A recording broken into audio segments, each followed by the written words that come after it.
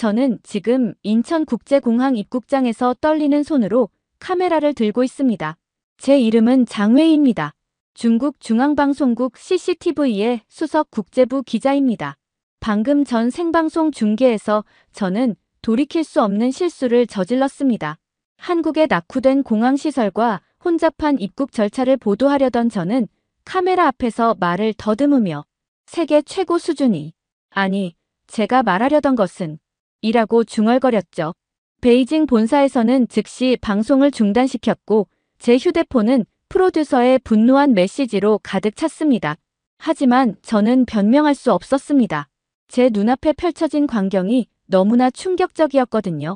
이번 한국 취재는 제 커리어에서 가장 중요한 프로젝트였습니다.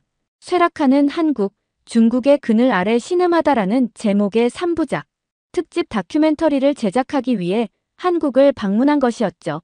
저는 상하이 복단 대학교 언론학과를 수석으로 졸업하고 CCTV에 입사한 이후 10년 동안 중국의 위대함을 전 세계에 알리는 일에 헌신해왔습니다. 월급 200만 원으로 베이징에서는 나름 성공한 엘리트였죠. 물론 베이징의 살인적인 집값 때문에 아직도 부모님과 함께 살고 있었지만 그래도 저는 자부심이 있었습니다. 특히 이번 한국 취재는 제가 직접 기획한 것이었어요. 중국 시청자들에게 한국의 실상을 적나라하게 보여주고 중국이 얼마나 발전했는지를 간접적으로 증명하려는 야심찬 기획이었습니다. 출발 전날 밤, 저는 여자친구 샤오리와 저녁을 먹었습니다. 그녀는 저보다 2살 어린 은행원이었는데 5년째 연애 중이었지만 결혼은 요원했습니다. 장웨이, 한국에서 취재 잘하고 와요. 이번 특집이 성공하면 승진할 수 있을 거예요. 샤오리가 말했습니다. 당연하죠. 한국의 진짜 모습을 중국 인민들에게 보여줄 겁니다. 미국의 개처럼 살아가는 그들의 비참한 현실을 말이에요. 저는 자신만만하게 대답했습니다. 그런데 샤오리가 망설이다가 말을 꺼냈습니다. 우리 결혼은 언제쯤 할 수 있을까요? 엄마가 계속 물어보시는데 저는 젓가락을 내려놓았습니다. 우리 알잖아요. 베이징에서 집 한 채 사려면 최소 10억이 필요해요. 제 월급으로는 100년을 모아도. 그럼 결혼 지참금이라도 먼저. 8천만 원이요? 제가 지금까지 모은 돈이 겨우 500만 원인데요. 그날 밤 우리는 또다시 돈 때문에 싸웠습니다. 중국에서 결혼이란 사랑이 아닌 경제력의 문제였으니까요. 다음 날 아침, 저는 카메라맨 왕하오와 함께 베이징 공항으로 향했습니다. 왕하오는 저보다 10살 많은 베테랑이었지만 여전히 일반 카메라맨에 머물러 있었습니다. 중국의 계급 사회에서 승진이란 능력보다는 인맥과 뇌물의 문제였거든요. 장 기자, 한국 가서 뭘 찍을 건가요? 왕하오가 물었습니다. 일단 서울역의 노숙자들, 그리고 강남과 강북의 빈부격차, 미군 기지 주변의 매춘 문제 등을 중점적으로 다룰 겁니다. 저는 이미 머릿속에 완성된 다큐멘터리를 그리고 있었습니다. 근데 한국이 정말 그렇게 못 살까요? 우리 조카가 한국 드라마 보면서 부러워하던데. 그건 다 거짓이에요. 왕 선배도 알잖아요. 우리가 보여주는 게 진실이라는 걸. 비행기 안에서 저는 취재 계획을 다시 한번 점검했습니다. 첫날은 인천공항의 혼잡함과 낙후된 시설, 둘째 날은 서울의 빈민가와 노숙자, 셋째 날은 한국인들의 미국 숭배와 문화적 사대주의를 취재할 예정이었죠. 그런데 인천공항에 도착하자마자 모든 계획이 틀어지기 시작했습니다. 이게 공항이 맞나요? 왕하오가 넋을 잃고 중얼거렸습니다. 저도 할 말을 잃었습니다. 인천공항은 제가 상상했던 것과는 정반대였거든요. 천장까지 시원하게 뚫린 현대적인 건축물, 먼지 하나 없이 반짝이는 대리석 바닥, 그리고 무엇보다 충격적이었던 건 입국 심사대였습니다. 다음 분 오세요. 한국어를 못하는 저희를 위해 직원이 영어로 안내했는데 그 목소리가 어찌나 친절한지 순간 베이징 공항의 무뚝뚝한 직원들이 떠올랐습니다. 더 놀라운 건 자동 입국 심사대였습니다. 첨단 안면 인식 시스템이 단 10초 만에 입국 절차를 끝냈죠. 장 기자님, 이거 어떻게 방송에 내보내죠? 왕하오가 걱정스럽게 물었습니다. 저는 억지로 부정적인 면을 찾으려 애썼습니다. 저기 봐요. 화장실 앞에 줄이 서 있잖아요. 시설 부족이에요. 하지만 가까이 가보니 그것도 착각이었습니다. 사람들은 단지 장애인 화장실을 비워두고 일반 화장실 앞에서 질서정연하게 기다리고 있었던 거예요. 중국에서는 상상도 못할 광경이었죠. 공항을 나와 택시를 탔습니다. 저는 기사님께 일부러 서울역으로 가달라고 했죠. 중국 언론에서 늘 보도하던 그 서울역, 노숙자들의 천국이라는 곳 말입니다. 택시 안에서 저는 생방송 준비를 했습니다. 베이징과 연결해서 한국의 첫인상을 전달하기로 했거든요. 카메라를 켜고 마이크를 잡았습니다. 시청자 여러분, 저는 지금 한국 서울로 향하고 있습니다. 곧 여러분께 한국의 실상을. 그때 차창 밖으로 한강이 보였습니다. 저는 말을 멈출 수밖에 없었죠. 맑고 푸른 강물, 강변을 따라 조성된 공원, 자전거를 타고 조깅을 하는 시민들. 이게 정말 수도의 강이란 말입니까? 베이징의 강들을 떠올려 보세요. 악취가 나는 검은 물, 쓰레기로 뒤덮인 강변, 죽은 물고기들. 장 기자님, 베이징에서 PD의 목소리가 들렸습니다. 왜 아무 말도 안 하시죠? 기술적 문제가 있는 것 같습니다. 저는 황급히 카메라를 껐습니다. 왕하오가 제 어깨를 두드렸습니다. 괜찮아요. 우리가 원하는 장면은 서울역에 있을 거예요. 하지만 서울역에 도착해서도 상황은 나아지지 않았습니다. 물론 노숙자들이 있긴 했습니다. 하지만 그들조차 깨끗한 옷을 입고 있었고 역 직원들이 그들에게 도시락을 나눠주고 있었죠. 실례합니다. 저는 역 직원에게 영어로 물었습니다. 이분들은 뭐 하는 사람들인가요? 이분들은 우리 사회의 아픈 부분이죠. 하지만 우리는 이분들도 우리 국민이라고 생각합니다. 매일 무료 급식을 제공하고 겨울엔 따뜻한 잠자리도 제공하고 있어요. 저는 충격을 받았습니다. 중국에서는 농민공들이 길거리에서 자는 게 일상인데 여기서는 노숙자들까지 보살피고 있다니요. 서울역 주변을 걸으면서 저는 더욱 당황했습니다. 낡고 허름한 건물을 기대했는데 눈앞에는 현대적인 고층 빌딩들이 즐비했습니다. 거리는 청결했고 사람들의 옷차림은 세련됐습니다. 저기요. 갑자기 누군가 중국어로 말을 걸었습니다. 돌아보니 한국인 대학생이었습니다. 중국에서 오셨나 봐요? 관광이세요? 아니요. 저는 CCTV 기자입니다. 취재차 왔어요. 대학생의 눈이 반짝였습니다. 우와, 진짜요? 저 중국어 전공하고 있어요. 이름은 김민준이에요. 민준은 우리를 카페로 안내했습니다. 저는 이 기회를 놓치지 않고 인터뷰를 시작했죠. 한국의 젊은이들은 취업이 어렵다고 들었는데요. 네, 쉽지는 않죠. 하지만 최근에는 많이 나아졌어요. 최저임금도 시간당 10,000원이 넘고요. 시간당 10,000원? 저는 빠르게 계산했습니다. 하루 8시간이면 80,000원, 한 달이면 200만 원이 넘는다는 계산이 나왔습니다. 중국 대졸 초임과 비슷한 돈을 아르바이트로 번다고요? 그럼 대학 졸업하면 얼마나 받아요? 대기업은 초봉이 5천만 원 정도, 중소기업도 3천만 원은 넘어요. 저는 숨이 막혔습니다. 제가 10년 경력으로 받는 연봉보다 한국 대졸 초임이 더 많다니. 민주는 계속 말했습니다. 사실 저희 세대는 부모님 세대보다 훨씬 나은 환경에서 살고 있어요. 복지도 좋아졌고 노동 환경도 개선됐고요. 하지만 한국은 미국에 종속되어 있잖아요. 저는 다른 각도로 공격했습니다. 민준이 웃었습니다. 종속이라. 글쎄요. 우리는 그걸 동맹이라고 부르는데요. 서로 도움을 주고받는 관계죠. 중국도 러시아와 관계가 있잖아요. 그건 다릅니다. 우리는 독립적인 주권국가고 한국도 독립적인 주권국가예요. 민준이 차분히 말했습니다. 우리는 스스로 선택한 거예요. 민주주의 국가들과 함께하는 걸요. 민주주의. 그 단어가 나오자 저는 말문이 막혔습니다. 중국에서는 금기어나 다름없는 단어였으니까요. 카페를 나와서 왕하오가 말했습니다. 이 인터뷰는 쓸 수 없을 것 같네요. 압니다. 저는 한숨을 쉬었습니다. 다른 곳으로 가봅시다. 강남과 강북의 격차를 취재하죠. 우리는 먼저 강북으로 향했습니다. 가난한 동네를 기대했는데 또다시 실망했습니다. 오래된 건물들이 있긴 했지만 거리는 깨끗했고 작은 가게들은 활기가 넘쳤습니다. 아저씨, 장사는 잘 되세요? 제가 작은 식당 주인에게 물었습니다. 먹고 살만하죠. 주인 아저씨가 웃으며 대답했습니다. 손님이 중국에서 오셨나 봐요? 네, 취재차 왔습니다.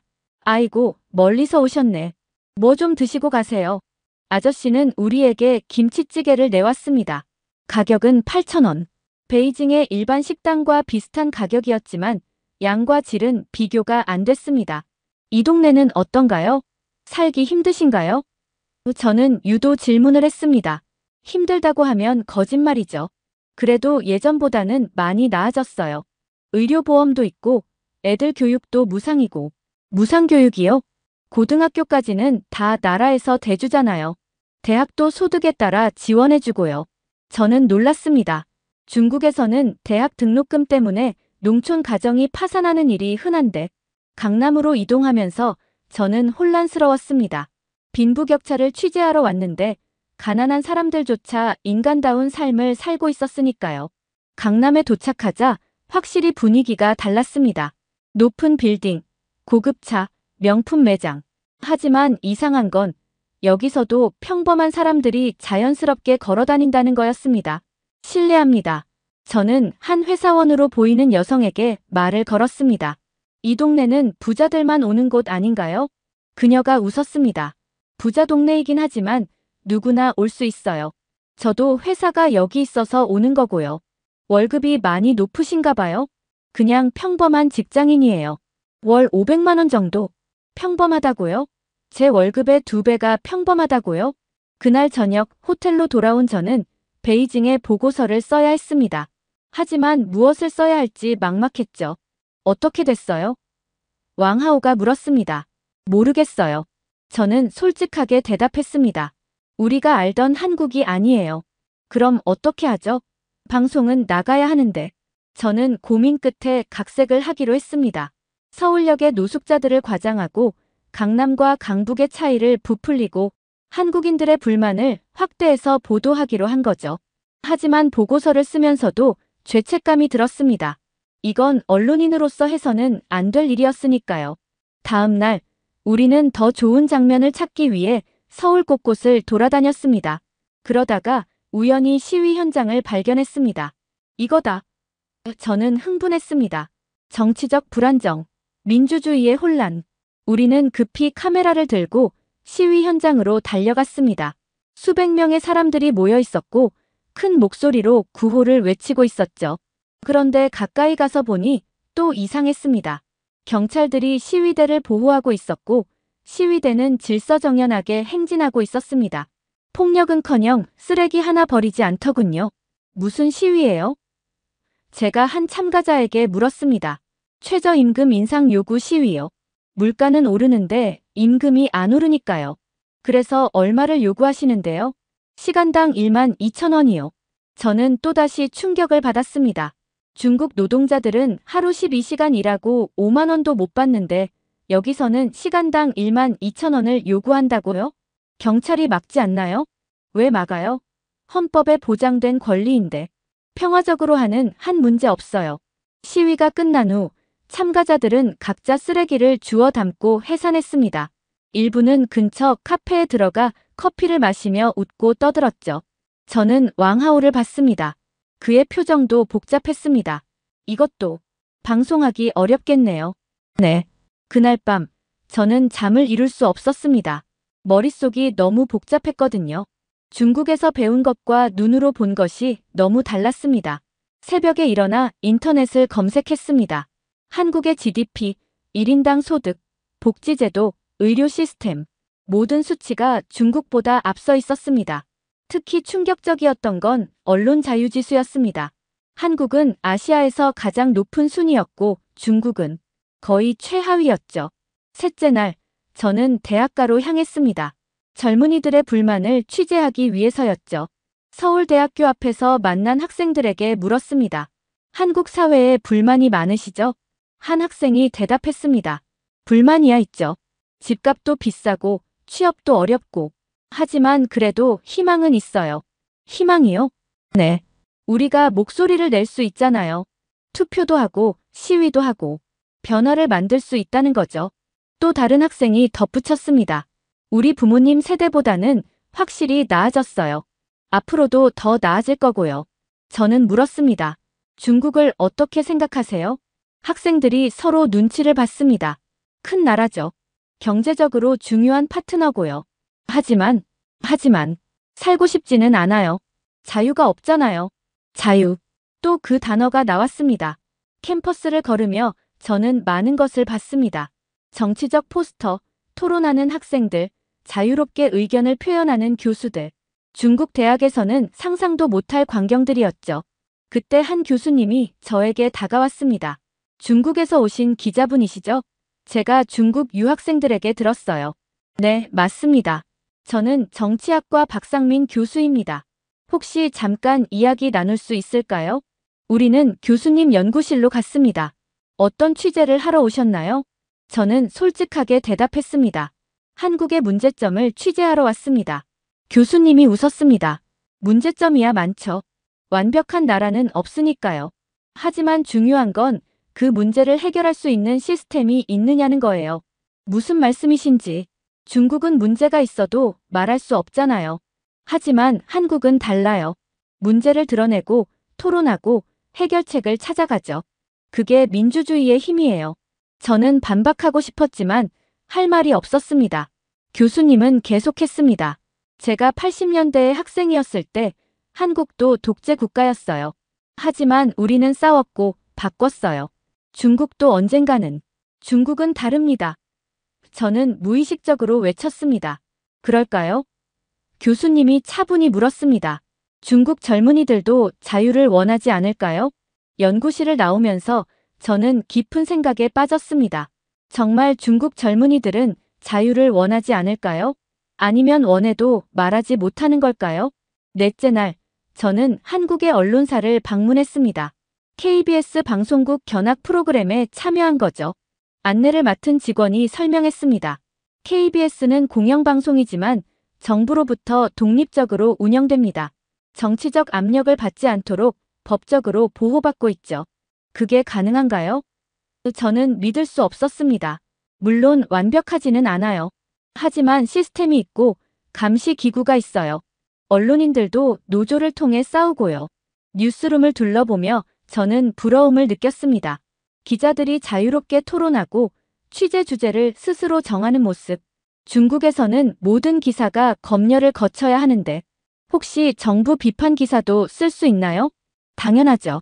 그게 언론의 역할이잖아요. 저는 충격을 받았습니다.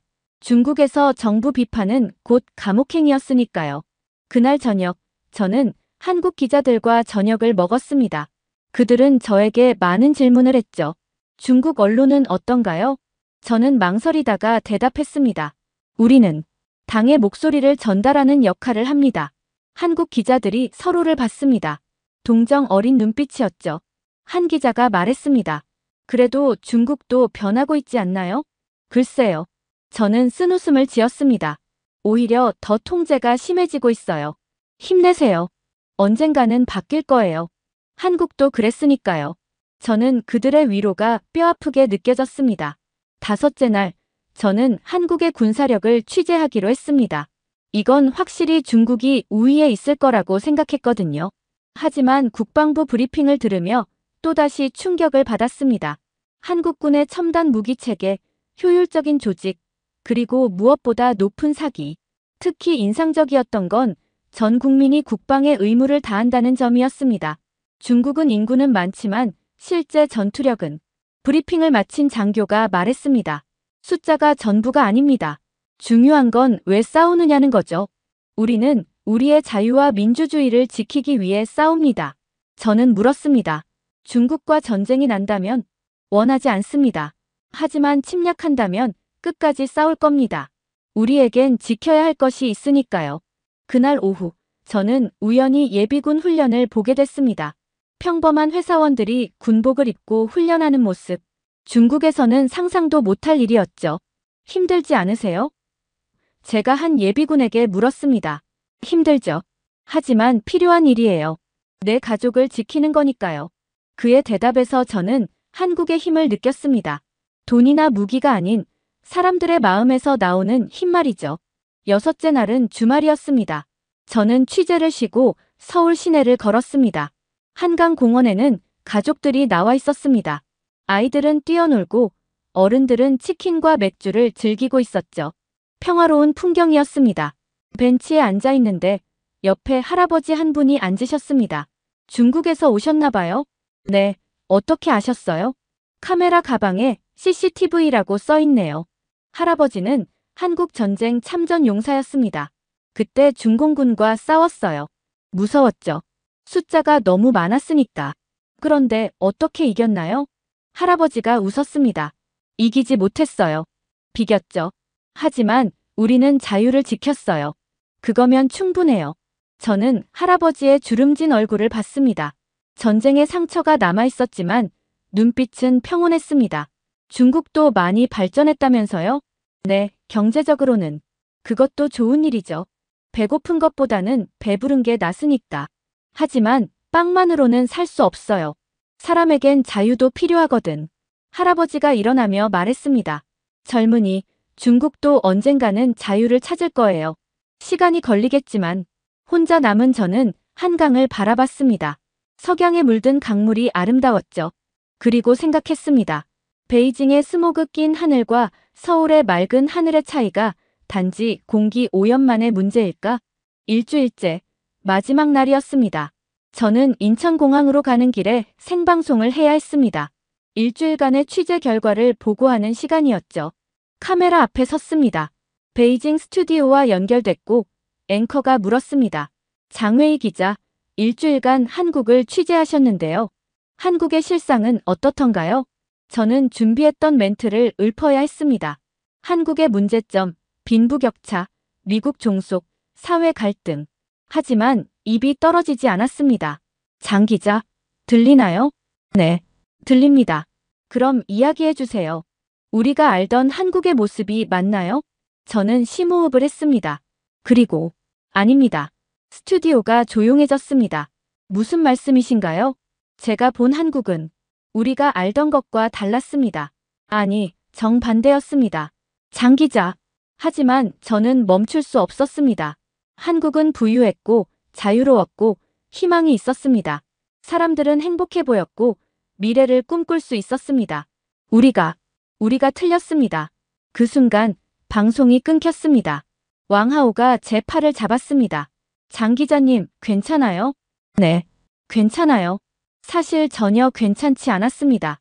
제 커리어는 끝났고 어쩌면 더 큰 대가를 치러야 할지도 모릅니다. 하지만 이상하게도 후련했습니다. 공항으로 가는 택시 안에서 휴대폰이 미친 듯이 울렸습니다. 베이징에서 걸려온 전화들이었죠. 하지만 받지 않았습니다. 대신 창밖을 봤습니다. 맑은 하늘, 깨끗한 거리, 자유롭게 걷는 사람들. 일주일 전만 해도 당연하게 여겼을 중국의 스모그와 감시 카메라가 이제는 숨막히게 느껴졌습니다. 공항에 도착했습니다. 체크인을 하는데 직원이 물었습니다. 중국으로 돌아가시나요? 네. 좋은 여행 되셨기를 바랍니다. 좋은 여행. 어떤 의미로는 정말 좋은 여행이었습니다. 진실을 본 여행이었으니까요. 보안 검색대를 통과하며 생각했습니다. 제가 중국으로 가져갈 수 있는 건 무엇일까? 사진, 영상, 아니요. 그보다 더 중요한 것, 바로 진실이었습니다. 게이트에서 기다리며 왕하오와 이야기를 나눴습니다. 어떻게 될까요? 모르겠어요. 하지만 후회는 없어요. 저도요. 사실 계속 마음이 불편했거든요. 거짓을 방송한다는 게 우리는 서로를 봤습니다. 같은 생각을 하고 있었던 거죠. 비행기에 오르기 전 저는 마지막으로 한국을 둘러봤습니다. 다시 올 수 있을까요? 아마 어렵겠죠. 하지만 이 일주일은 제 인생을 바꿨습니다. 세상에는 다른 삶의 방식이 있다는 것, 자유와 존엄을 지키며 살 수 있다는 것을 알게 됐으니까요. 비행기가 이륙했습니다. 창밖으로 작아지는 한국을 보며 생각했습니다. 언젠가, 정말 언젠가 중국도 이렇게 될 수 있을까요? 사람들이 자유롭게 말하고 정부를 비판하고 미래를 선택할 수 있는 나라가 될 수 있을까요? 어쩌면 제가 오늘 한 일이 그 작은 시작이 될지도 모릅니다. 진실을 말한 것, 그것이 모든 변화의 시작이니까요. 베이징에 도착했을 때 예상대로 공안이 기다리고 있었습니다. 장웨이 씨, 우리와 함께 가시죠. 저는 고개를 끄덕였습니다. 각오하고 있었으니까요. 연행되면서도 후회는 없었습니다. 아니, 오히려 자랑스러웠습니다. 처음으로 진짜 언론인이 된 것 같았거든요. 그리고 확신했습니다. 제가 감옥에 간다 해도 진실은 이미 퍼져나갔다는 것을. 인터넷 시대에 진실을 완전히 가둘 수는 없으니까요. 한국에서 만난 김민준 학생이 했던 말이 기억났습니다. 변화는 한 사람에서 시작돼요. 용기 있는 한 사람이 진실을 말하면 그게 시작이에요. 저는 그 한 사람이 되기로 했습니다. 비록 대가를 치러야 하겠지만 적어도 제 딸이 자라서 물었을 때 당당하게 대답할 수 있을 것 같았습니다. 아빠는 진실을 말했다고. 그것으로 충분했습니다. 결국 저는 CCTV에서는 당연히 해고됐고 중국에서 언론 활동은 불가능해졌습니다. 하지만 저는 포기하지 않았습니다. 해외 매체에 기고하며 중국의 실상을 알리고 한국에서 본 것들을 전파했습니다. 놀랍게도 많은 중국 젊은이들이 제 글을 읽고 있었습니다. VPN을 통해서 위험을 감수하면서도 진실을 찾고 있었던 거죠. 가끔 그들에게서 메시지가 옵니다. 장 기자님, 우리도 한국 같은 나라가 되고 싶어요. 포기하지 마세요. 우리도 할 수 있어요. 진실을 말해줘서 감사합니다. 그럴 때마다 저는 희망을 봅니다. 변화는 이미 시작됐다는 것을. 언젠가, 정말 언젠가는 중국도 자유로운 나라가 될 것입니다. 그날이 올 때까지 저는 계속 진실을 말할 것입니다. 왜냐하면 그것이 제가 한국에서 배운 가장 중요한 교훈이니까요. 진실은 힘이 있다는 것을. 감사합니다. 두 번째 사연 바로 시작하겠습니다. 안녕하세요. 저는 슈신이라고 했습니다. 중국 대륙 한복판에서 태어나 자란 저는 어려서부터 당연히 우리가 세계 문화와 역사의 중심이라고 굳게 믿었습니다. 주변 어느 국가든 모두가 우리 중화 문명을 훔쳐가거나 배워가고 있을 뿐이라는 교육을 받고 자랐습니다. 그래서 한국이라는 나라에 대해서도 별 생각이 없었고 사람들이 한국을 높이 평가할 때면 늘 결국 우리 것을 어설프게 흉내내는 것일 뿐이라고 무시했습니다. 그저 한국이 어떤 방식으로 발전하든 그 뿌리는 원래 중국이었고 그들이 잘나 보인다면 역시 중국 영향을 잘 받아서라며 비웃었습니다. 그런데 요즘 주변에서 한국 콘텐츠가 전 세계적으로 흥행 중이다라든가 한식이 글로벌 입맛을 사로잡는다라는 얘기가 들려왔습니다. 더욱이 얼마 전부터는 한국의 역사 드라마와 영화까지 국제무대에서 조명받고 있다는 소식을 듣게 됐습니다. 처음엔 말도 안 된다고 생각했습니다. 대체 중국이 만들어온 역사의 스케일과 비교해보면 한국의 사극 따위가 어디 명함이나 내미나라고 코웃음을 쳤습니다. 그런데 어쩐 일인지 요즘 전 세계 시청자들은 독특한 한국식 서사를 흥미롭게 즐기는 분위기였습니다. 분한 마음에 결국 한국이 우리 역사를 훔쳤거나 왜곡해 포장한 결과라고 생각했고 종종 인터넷에 그런 주장을 퍼뜨리기도 했습니다. 저는 본업으로 역사 유물 복원가 일을 했습니다. 제 업무는 주로 중국 각 지역을 돌아다니며 중요하다고 분류된 옛 유물들을 찾아 복원 가능성을 평가하고 전시 기획에 쓰일 만한 자료를 발굴하는 것이었습니다. 한마디로 역사와 고고학 분야를 종횡무진 누비며 일했습니다. 그래도 제 머릿속엔 오직 중화가 세계의 원조이며 모든 문명은 우리에게 빚을 지고 있다라는 생각이 지배적이었습니다. 그런데 어느 날 상사에게서 뜻밖의 프로젝트 제안을 받았습니다. 만주 일대 고구려 유적과 관련된 몇몇 전설을 조사해 해외 전시 기획 자료로 활용해 보자는 것이었습니다. 솔직히 저는 내켜하지 않았습니다. 고구려는 한국 것 아니냐? 왜 우리가 그깟 조그만 나라의 잔재를 굳이 조사해야 하느냐 싶었습니다. 더욱이 고구려가 역사상 중국의 속국 비슷하게 지냈다고 믿었던 저는 굳이 더 연구할 가치가 없다고도 생각했습니다. 그러나 상사가 한류가 전 세계적으로 큰 관심을 얻는 중이고 한국이 고구려 역사를 대대적으로 홍보한다. 우리 쪽에서도 만주 지역 역사 자원을 잘 조사해두면 새로운 기획 전시를 열 수 있을 것이라고 설득했습니다. 듣고 보니 그래. 어차피 만주 땅은 오랫동안 우리 영향권 아니었나. 고구려도 결국 우리 속국이었고 당나라가 깔끔히 처리하지 않았나 라는 생각이 들어 마지못해 수락했습니다. 그렇게 시작된 고구려 유적 조사 프로젝트는 발령 초기부터 제 흥미를 크게 끌진 못했습니다. 고구려 따위가 뭘 크게 남겨놨겠나. 대단한 게 있다면 이미 우리가 다 흡수했고 없으면 말 그대로 변방의 자잘한 잔재일 텐이라고 판단했습니다. 그런데 정작 현장에 도착하자 의외로 꽤 흥미로운 목소리들이 들려오기 시작했습니다. 만주 남부에서부터 요동반도에 이르기까지 곳곳에 고구려가 수나라와 당나라를 상대로 승리를 거뒀다거나 안시성 전투에서 당태종이 무릎을 꿇고 물러갔다라는 전설이 퍼져 있었습니다. 저는 그걸 듣고 폭소했습니다. 세계 최강 중 하나였던 당태종이 어떻게 고구려 따위에게 밀렸겠나? 민초들이 지어낸 무협 판타지나 다름없을 것이라고 생각했습니다. 그 전까지만 해도 저는 한국인들이 떠벌린다는 안시성의 대첩 이야기를 허황된 과장쯤으로 치부했습니다. 제가 알기로 당나라는 중원 통일 왕조로서 주변 민족을 모조리 굴복시킨 막강한 제국이었고 그 중에서도 당태종은 천하를 호령하던 절대 권력자였으니까요. 아무리 고구려가 튼튼한 산성을 쌓았대도 결국 중원 대군 앞에선 매 못 출 텐데라고 확신했습니다. 하지만 상사는 현장에서 실제 사료와 전설 그리고 고고학적 성과를 종합해 정리해보라는 임무를 줬고 저는 울며 겨자 먹기로 만주의 험준한 산과 성터들을 돌아보며 자료를 수집해야 했습니다. 그렇게 낯선 지역으로 들어가며 저는 잇따라 여러 인물들과 만나게 됐습니다. 어떤 중국 현지인들은 이 근방에 옛날 고구려 성터가 남아있고 그들의 문화가 지금도 숨어있다고 말했습니다. 또 다른 사람들은 한국 쪽 다큐멘터리 팀이 와서 이미 현장을 수년간 조사해 갔다고 알려줬습니다. 솔직히 저는 마음이 언짢았습니다. 고구려는 분명히 우리 역사 일부이거나 크게 봐도 하나의 지방 정권에 불과했는데 왜 한국 쪽이 그렇게 적극적으로 캐고 다니나라는 생각이 들었습니다. 분명 한국인들이 적당히 미화하고 자기들 것이라 우기며 온갖 드라마나 영화를 만들고 있을 것이라고 확신했습니다. 그도 그럴 것이 요즘 한국에선 사극이라며 고구려 시대의 배경으로 한 다양한 작품이 나온다는 얘기를 들었습니다. 그 작품들이 세계로 수출되어 호평을 받는다는 소식에 저는 황당함과 질투심을 동시에 느꼈습니다. 말도 안 된다. 중국 역사는 훨씬 방대하고 스케일도 월등한데 어떻게 한국 사극 따위가 더 주목을 받나. 그런데 실제로 만난 한국 연구자들은 고구려가 단순한 소수민족 국가가 아니라 수당이라는 양대 제국의 침략을 장기간 막아낸 강력한 나라였다고 주장했습니다. 저는 웃음만 나왔습니다. 설령 몇 번 대등하게 싸웠다고 해도 결국 당나라가 고구려를 멸망시키지 않았는가. 결과가 증명해주는데 무슨 소리인가라고 받아쳤습니다. 하지만 이 프로젝트에서 제가 가장 충격을 받은 건 실제로 만주 곳곳의 고구려 유적을 둘러본 뒤였습니다. 험준한 산자락을 따라 축성된 산성,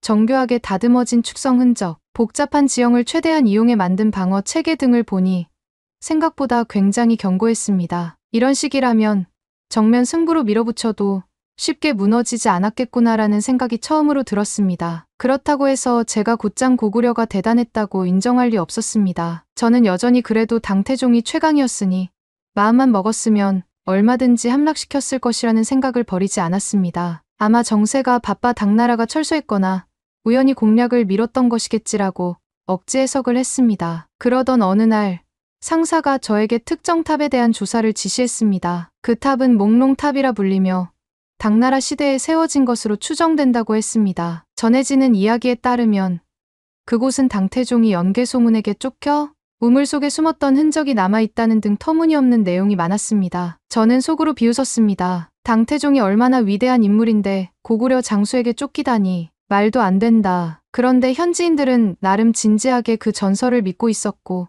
실제 문헌 일부에도 그럴 가능성을 암시하는 해석이 보였습니다. 저는 그런 전설 자체가 너무 황당해서 대꾸할 가치조차 없다고 여겼습니다. 이런 식 전설은 어디든지 만들어낼 수 있지 않나라고 생각했습니다. 그런데 지도를 들고 몽롱탑 주변 지형을 살펴보니 실제로 험한 지세와 작은 우물이 발견되었습니다. 저는 기분이 묘해졌습니다. 정말 당태종이 이곳에서 잠깐이나마 몸을 숨겼을 가능성이 있었던 걸까? 라는 의문이 떠올랐습니다. 물론 여전히 설마 고구려 따위에게 쫓겨다닌 건 아니겠지. 뭔가 다른 전략적 이유가 있었을 것이라며 애써 합리화했습니다. 그래도 괜히 언짢았습니다. 이런저런 생각을 정리해 보고자 한국 쪽에서 만든 고구려 수당 전쟁 다큐멘터리를 찾아보았습니다. 본래는 그 다큐에서 허점을 잡아내려 했습니다. 분명 그들은 자기네 위주로 미화했을 거야 라고 확신했으니까요. 하지만 막상 시청을 해보니 거기엔 꽤 상세한 사료 검증과 고고학적 자료, 현장 인터뷰가 들어 있었습니다. 수나라의 4차례 침공이 모두 무위로 끝났고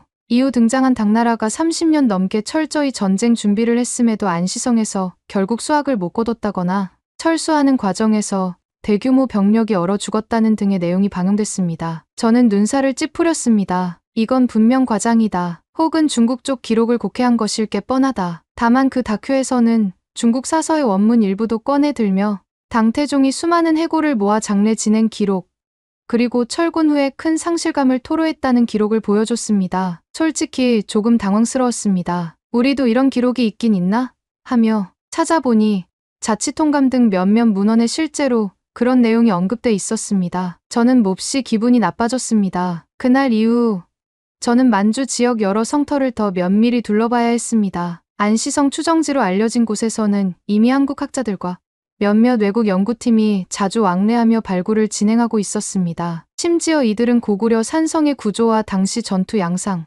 병참선, 당군의 이동 경로까지 비교적 체계적으로 분석해 두었더군요. 저는 그들을 향해 어차피 고구려는 멸망했지 않느냐, 당나라가 결국 다 정복한 것과 다름없는데 뭐 그리 대단할 게 있나라고 냉소적으로 말했습니다. 그런데 이들은 안시성 전투에서 당태종이 철수한 건 분명하다. 이후 여러 정치적 군사적 요인이 결합되며 고구려가 나중에 무너진 것이지 당태종의 직속 침공은 실패에 가깝다고 반박했습니다. 제가 가장 싫어하던 논리였습니다. 당태종이 패배했다라는 말은 제게는 있을 수 없는 모욕이었습니다. 저는 더욱더 목소리를 높여 우리가 세계 최고의 문명이고 고구려는 본래 중국의 변방 세력이었다. 결국 그들은 중국을 흉내내다 망한 것이다라고 우겼습니다. 그런데 그런 발언을 들은 외국 학자들은 기묘한 표정을 지었고 어떤 이는 고구려가 수당 전쟁에서 굉장한 저항 능력을 보인 건 사료와 유적으로도 입증된다. 자존심 때문에 무시하는 건 비과학적 태도라고 핀잔을 줬습니다. 저는 분노했습니다. 중국이 언제나 동아시아를 지배해왔지. 어찌 조그만 고구려가 당나라의 승리를 거둘 수 있단 말인가 라며 탁자를 내리쳤습니다. 하지만 객관적 증거라는 것이 제 발로 찾아올 때는 아무리 부정해도 허점을 드러내게 마련이었습니다. 특히나 안시성 공성전에 대한 기록을 뜯어볼 때면 더욱 거북했습니다. 기록에 따르면 당태종은 거대한 투석기 포차를 동원했고 60일이 넘도록 주야 없이 성을 공격했지만 함락에 실패했다고 했습니다. 게다가 흡산토산을 인공적으로 쌓아 성보다 높이 올라가려 했으나 막판에 고구려 군이 역습하여 흡산을 빼앗았고 당군이 오히려 크게 피해를 봤다는 것입니다. 저는 속으로 이거 다 거짓말 아니면 과장일 텐데 이상하게 중국 사료에도 유사한 묘사가 있나 라고 의심했습니다. 중국 역사책에도 안시성은 끝내 함락되지 않았다 같은 식으로 언급이 있었다고 하니 더욱 당혹스러웠습니다. 그 즈음 제가 현장에서 만난 한국 연구자들이나 현지 전문가들은 공통적으로 안시성 전투가 수당 전쟁사에서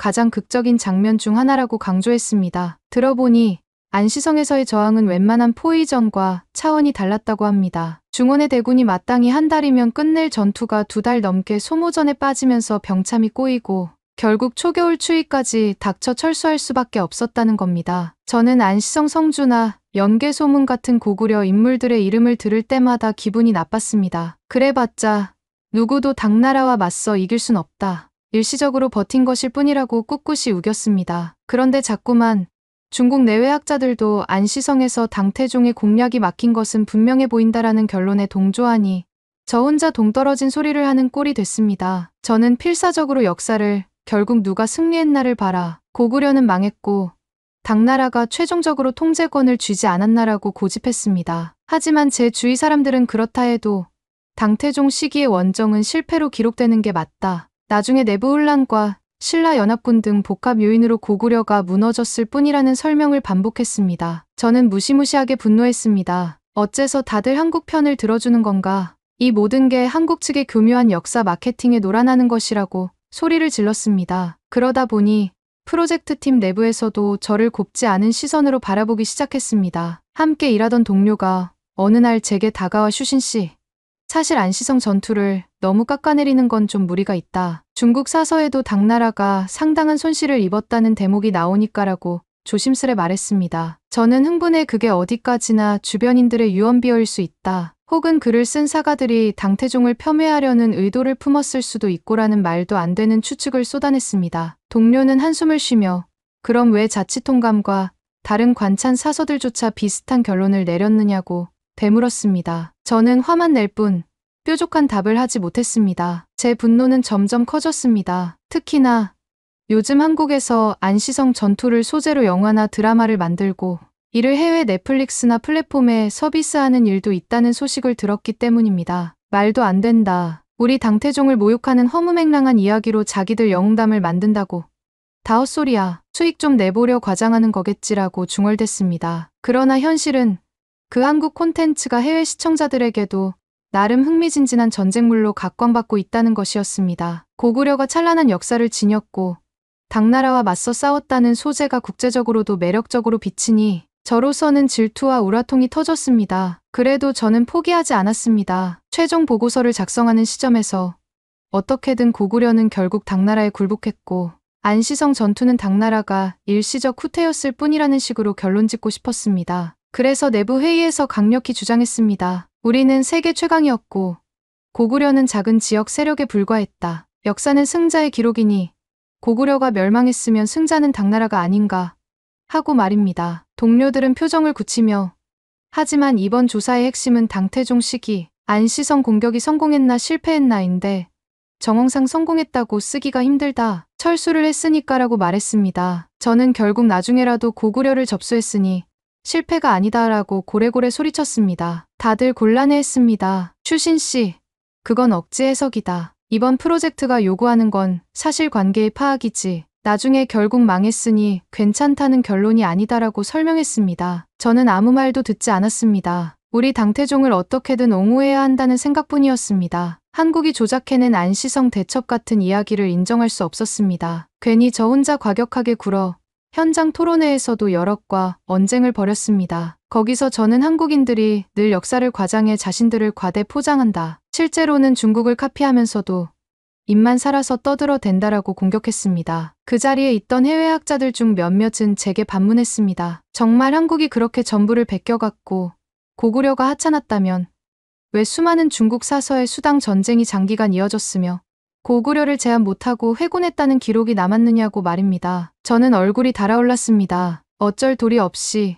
중국의 사관들이 사실을 부풀리거나 뭔가 또 다른 목적이 있지 않았겠느냐라는 엉뚱한 논리를 폈습니다. 학자들은 하나같이 고개를 저었습니다. 그 상황에서 저는 이성을 거의 잃고 아무튼 중국이 최고였고 한국은 늘 우리에게 종속된 존재라는 식의 발언만 반복했습니다. 나중엔 공개석상에서 제 고집 때문에 분위기가 싸늘해졌습니다. 결국 보고서 초안을 완성하던 날 팀장과 상사들이 모인 자리에서 제 의견이 대거 수정되었습니다. 그들은 슈신씨, 아무리 중국의 자존심을 지키고 싶어도 이번 프로젝트에서 확인된 많은 근거가 안시성 전투가 당태종의 실패로 마무리됐다고 가리킨다. 이 결론 부분은 우리가 객관적으로 써야 한다고 못 박았습니다. 저는 분통이 터졌습니다. 아직 발견되지 않은 자료가 있을 수도 있지 않느냐. 혹시 당태종이 안시성을 쉽게 공략하고도 그냥 스스로 철군했을 가능성도 있지 않나라고 억지를 부렸습니다. 상사는 한숨을 쉬며 그건 근거 없는 추측일 뿐이라고 말했습니다. 회의가 끝나고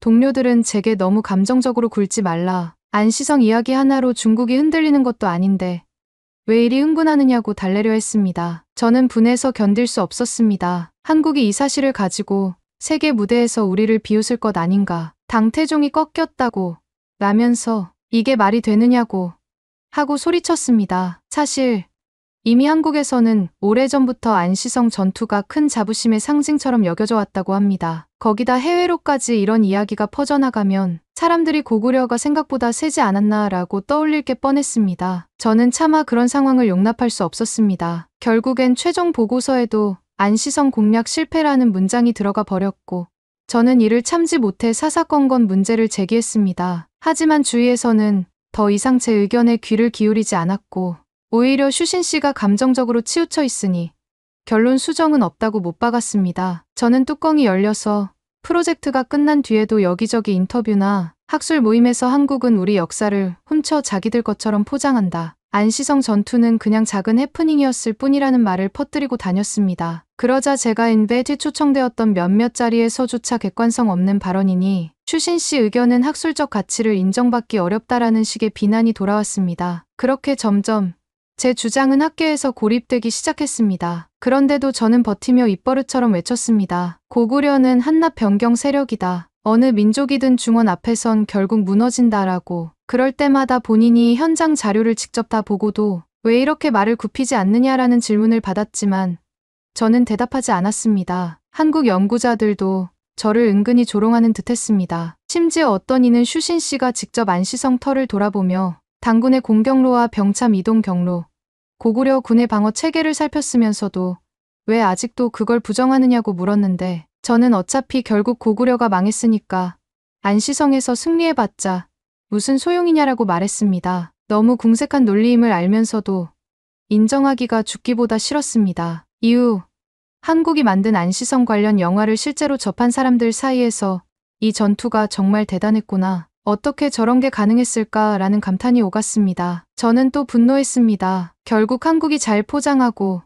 애국심을 자극해 만드는 작품일 뿐 역사적 사실을 과장하는 게 뻔하다라고 맹비난했습니다. 그런데 문제는 제가 그 영화를 조목조목 반박할 구체 자료가 별로 없다는 것이었습니다. 한국에서 나름 사료 고증을 열심히 했는지 여러 부분에서 제가 깎아내리려 하면 곧바로 반박 증거가 튀어나왔습니다. 저는 막무가내로 그래도 이건 모두 한국식 거짓말에 불과하다고 주장했지만 그럴수록 제가 이상한 사람이 돼 가는 분위기였습니다. 결국 프로젝트가 마무리된 뒤에도 저는 마음 한편이 찜찜했습니다. 나중에 사내 보고회에서 저희 팀이 전체 조사 결과를 발표했는데 거기엔 분명 안시성 포위전은 당태종이 60여 일간 공성전을 벌인 후 불리해져 철군을 결정했고 철수 도중 추위와 늪지대 등으로 병력이 큰 피해를 입었다고 요약되어 있었습니다. 저는 끝까지 고개를 저으며 이거 다 과장이다. 당태종이 원래 주변 사정 때문에 돌아간 것일 뿐이라고 애써 주장했습니다. 하지만 이미 모든 증거들이 반대로 가리키고 있었고 회사 상부 역시 슈신 씨의 입장은 이해하지만 우리 보고서는 사실 근거에 입각해 작성되었으니 어쩔 수 없다고 말했습니다. 저는 분에 견딜 수가 없었습니다. 왜 아무도 당태종의 위대함을 강조하지 않고 자꾸만 안시성 이야기를 들먹이며 고구려를 대단한 국가처럼 포장하는지 이해가 가지 않았습니다. 이대로라면 한국이 우리는 당나라와 맞서 싸워 이긴 민족이라고 전 세계의 선전에도 막지 못하는 것 아닌가 라는 생각에 몇 번이나 분통이 터졌습니다. 동료들이 애초에 이걸 막을 일은 아니다. 역사는 있는 그대로 보고 우리도 자긍심을 가질 건 따로 있지 않느냐고 말했지만 저는 전혀 납득이 되지 않았습니다. 고구려라는 자그마한 나라가 당나라를 물리쳤다니 그게 말이나 되는가 라고 중얼댔습니다. 결국 이 프로젝트가 완전히 끝난 뒤 저는 한동안 공석홍처럼 지내야 했습니다. 상사도 슈신 씨가 마음을 다치셨으니 잠시 휴가를 갖고 머리를 식히고 오라고 했습니다. 그러나 휴가를 받아서도 속은 전혀 풀리지 않았습니다. 저는 인터넷 커뮤니티에 안시성 전투는 과장된 신화일 뿐이라는 글을 올리며 한국을 집요하게 비난했습니다. 결국 너희가 자랑하는 건 실제로 별거 아닌데 부풀려진 영웅담이다라는 말로 마구 공격했습니다. 한국 누리꾼들은 역사적 자료를 들고 반박했고 오히려 중국분이 왜 안시성 전투를 그렇게 부정하는지 의아하다. 역사적 팩트는 부정할 수 없지 않나라는 답글이 달렸습니다. 저는 분통을 이기지 못해 온라인에서 실랑이를 벌이다 결국 계정을 닫아버렸습니다. 그리고 다시 복귀해 사무실에 나갔을 때 동료 중 한 사람이 제게 다가와 조심스럽게 말했습니다. 슈신 씨, 사실 저도 처음엔 고구려 이야기가 과장인 줄 알았는데 연구하면 할수록 꽤 독자적인 세력으로 보이긴 해요. 괜히 너무 속 썩지 마십시오. 저는 인상을 쓰며 무슨 소리인가. 결국 망한 주제에 아무리 그래도 우리 황제에게 승리했다는 말은 용납 못한다고 되받았습니다. 그 동료는 더 이상 말을 잇지 않았습니다. 이제는 회사 안에서도 제게 고지곳대로 반박하기조차 피곤해진 눈치였습니다. 그 뒤로도 저는 한동안 만나는 사람마다 한국 비하 발언을 이어가며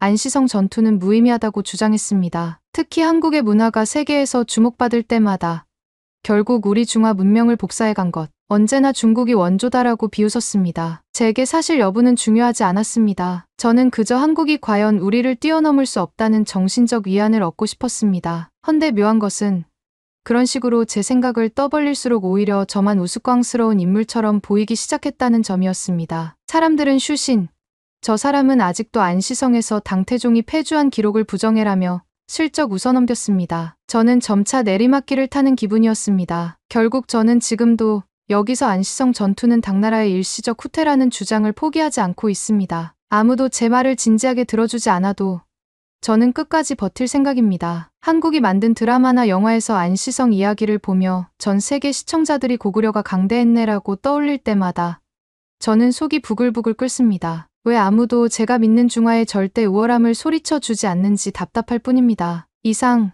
역사 유물 보건가로 활동했으며 끝까지 고구려와 안시성 전투의 서사를 인정하기 싫은 중국인 슈신이었습니다. 제가 어떻게 상황을 뒤집어 보려고 해도 이미 확산된 안시성 이야기를 제 힘만으로는 없애기가 힘들었습니다. 고구려가 수당 전쟁에서 대등하게 싸웠다는 식의 주장에 저는 전혀 동의하지 않습니다. 저는 여전히 우리는 세계의 중심이며 한국은 우리 것을 따라했을 뿐이라고 생각합니다. 누군가 그러면 왜 당태종이 안시성에서 철수했느냐고 물으면 저는 어쩔 수 없는 외부 사정이나 자비로운 결단이었을 것이라고 억지로 변명하고 있습니다. 모두가 우스운 논리라고 해도 저는 그렇게 믿고 싶습니다. 그렇다고 한국이 우리 중국을 넘어설 수 있다고 생각하진 않습니다. 저는 끝까지 그들은 언론 플레이와 과장 광고, 그리고 왜곡된 사극으로 역사를 부풀린다고 우길 작정입니다. 주변에서 아무리 증거를 내밀어도 저는 결국 진실은 하나다. 중원 제국은 패배할 수 없다라고 고집했습니다. 그런 저를 보고 다들 고집불통이라고 비웃지만